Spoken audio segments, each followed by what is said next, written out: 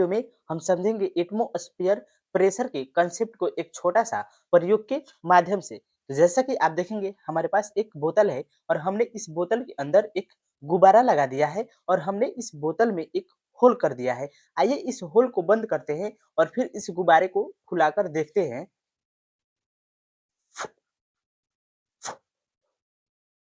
तो जैसा कि आप देखेंगे अगर मैं इस होल को बंद करके इस गुब्बारे को फुलाना चाहता हूँ तो मैं कितना भी प्रयास कर लूँ लेकिन इस गुब्बारे को नहीं फुला सकता हूँ। लेकिन इसी होल को पूरी तरह से ओपन करके यानी कि खुला रख के तब इस गुब्बारे को मैं फुलाना चाहूँ तो क्या इस गुब्बारे को इस बोतल के अंदर फुला सकता हूँ या नहीं? तो सबसे पहले आइए इस गुब्बारे को फुलाकर देखते हैं।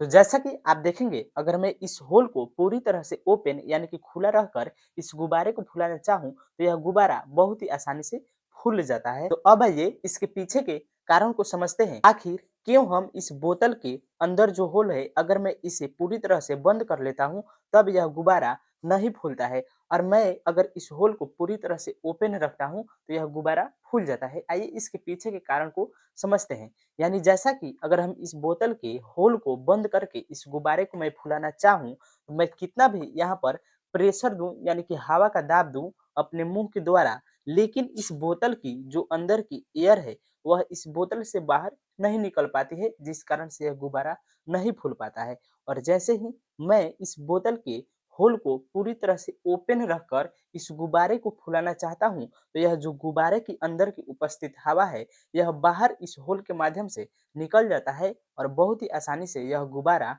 फूल जाता है। यही है एटमॉस्फेयर प्रेशर का कंसेप्ट।